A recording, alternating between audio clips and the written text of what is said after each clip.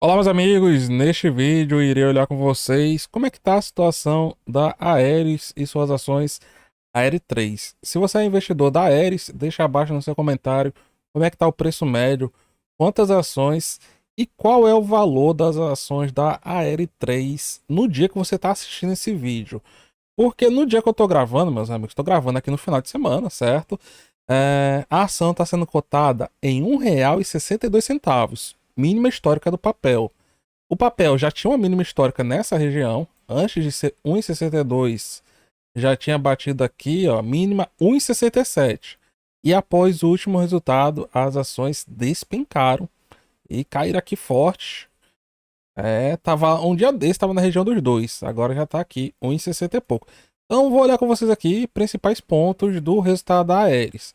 O que nós temos que saber da Aeris? Que ela é uma empresa que atua em aerogeradores. Ela produz aquelas pás, as pás, que são utilizadas para gerar energia eólica. Aqui são as pás que a Aeris fabrica.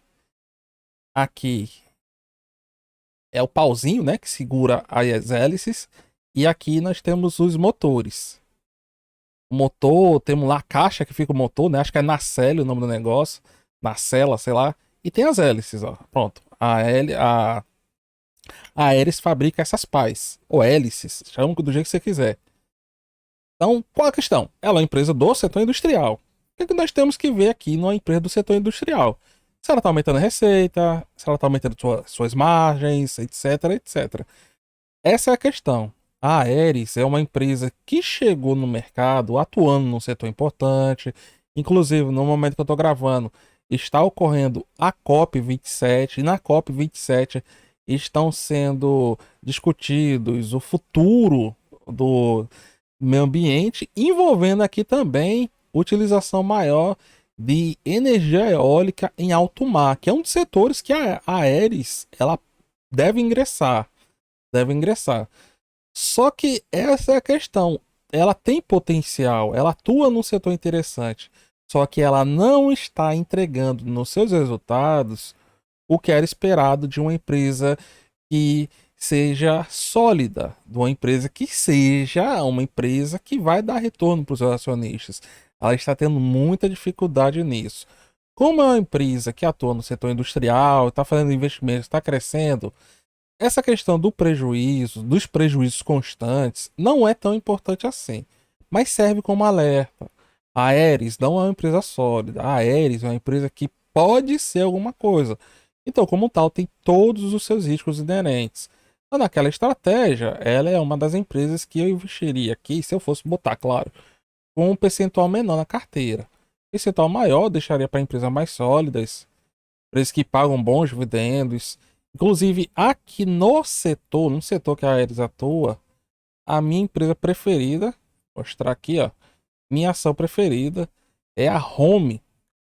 Home, na minha opinião, tem o melhor custo-benefício em relação a essas outras empresas. Outra que chama atenção, mas eu não trouxe aqui no comparativo, é a MYPK3. MYPK3 é uma ação bem interessante. Temos também aqui a Kepler Weber. A Kepler Weber, ela é aquela ação que quando você pensa que ela tá cara, ela sobe e lhe surpreende e fica mais cara ainda. É uma empresa com muita valorização nos últimos tempos, mas no patamar que ela tá aqui eu não compro mais não. Ela subiu muito rápido. Quando eu pisquei o olho, a ação já tinha ido. Então aqui, vamos esperar em faixas de preço mais barato. Então eu vou olhar com vocês aqui os principais pontos deste resultado, certo? Vou olhar aqui de forma resumida, até porque não tem muita coisa o que ver, não. Potencial da empresa aqui, ó. Potência, desculpe, equivalente que ela tem já de contratos assinados de 12 gigawatts, equivalente a mais ou menos de 2.500 conjuntos de pás. Ela chama aqui de sets. Sets são justamente o conjunto de três hélices. E esses contratos já assinados teria aqui, ó, um potencial de geração de receita de mais ou menos 10 bilhões de reais. Só que a empresa ela não está conseguindo rentabilizar essa, essa receita. Essa é a questão. Ela não está entregando o que era esperado dela, certo? Então, Vamos ver aqui, ó, produção de conjunto de pás. Vinha reduzindo trimestre após trimestre. No quarto trimestre de 2020, quando ela ia chegando aqui na bolsa, ela produziu 280 conjuntos de pás. E agora, no anterior, ela tinha produzido 162 e agora 161. Então, o ritmo de queda diminuiu, mas mesmo assim foi uma produção menor. Produção equivalente de megawatts também está menor do que lá em 2020. Em 2020, ela produziu o equivalente em paz a 993 megawatts e agora 739. Na parte de linhas de produções, ó, é o contrário. Ela estava fazendo mais com menos linhas de produção. Lá em 2020, ela tinha 14 linhas de produções, sendo 8 acima de 12 meses e 6 abaixo de 12 meses. Aqui é importante porque essas linhas de produção acima de 12 meses, ela chama de linhas maduras, elas têm custos de produção menores, enquanto que as linhas não maduras têm custos de produção maiores. Lá em 2020 eram 14 no total, sendo 8 maduras e 6 não maduras. E agora eram 17, sendo 13 maduras e 4 não maduras. Ou seja, agora contava com mais unidades produtivas, mais linha de produção, contava com mais linhas não maduras e menos linhas não maduras. Ou seja, tinha tudo para pegarmos apenas esse comparativo para ter um resultado melhor, meus amigos. Mas não está indo, não está indo. Quando pegamos aqui, ó, o retorno sobre o capital, está apresentando piora trimestre após trimestre. O ROI, no mesmo período do ano passado, estava 2,6. No anterior desse ano, estava 10,6. Agora deu uma leve melhorada, 10,7. Receita líquida da companhia também está encolhendo.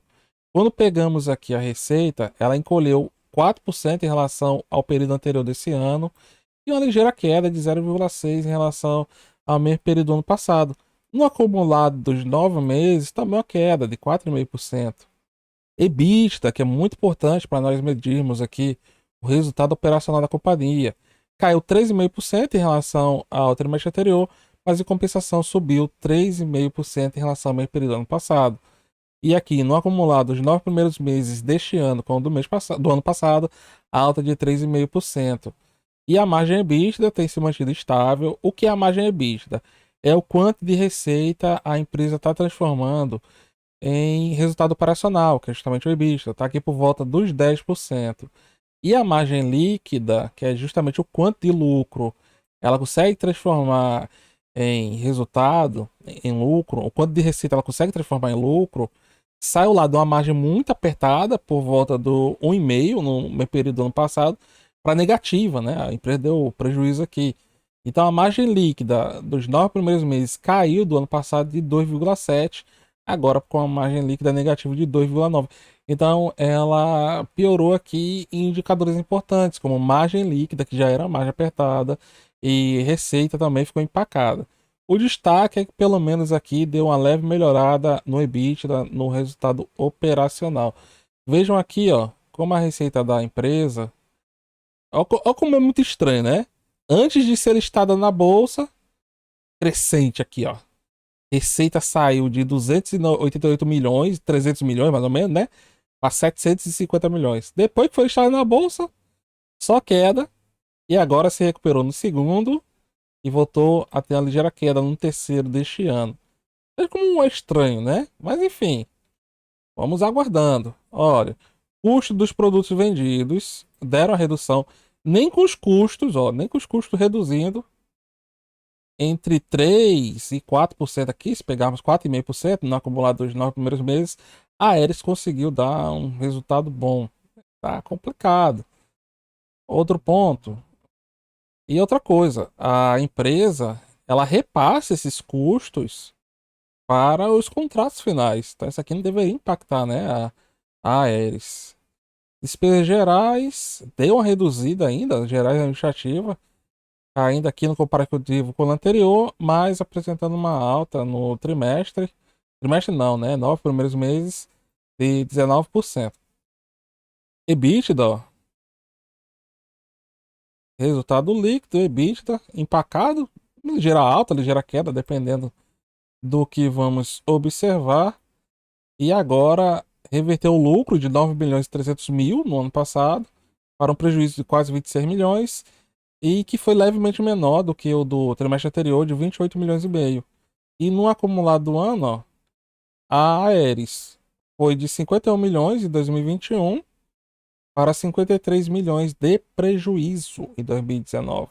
Então saiu de um lucro de 51 milhões para um prejuízo. Outra coisa que chama a atenção da empresa é que ela está aqui um pouco alavancada, certo? Ela está um cadinho alavancada. Conseguiu ficar menos pior.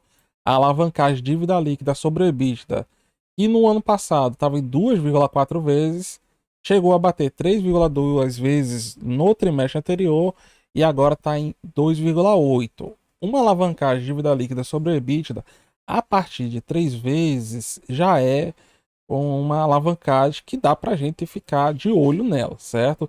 Então, o que que impacta aqui essa alavancagem no atual cenário? Isso é a de juros altos. A Aeres tem dívidas indexadas ao CDI. O CDI ele sobe de acordo com a Selic. A Selic hoje está na casa dos 4%. No início do ano passado, estava na casa dos 2%. Então subiu bastante o nível o impacto da Selic, né? E a Aeres, olha, ela tá aqui numa situação que não é das mais confortáveis, ainda é confortável até 2023. O que que ela fez? Ela pegou a dívida dela e jogou para vencimentos entre 2024 e 2026. Então, o que era esperado agora, nesse ano e no próximo? Que a empresa fosse melhorando o seu resultado operacional, fosse melhorando as suas margens, para chegar em 2024 gerando caixa confortável para poder cumprir com seus compromissos.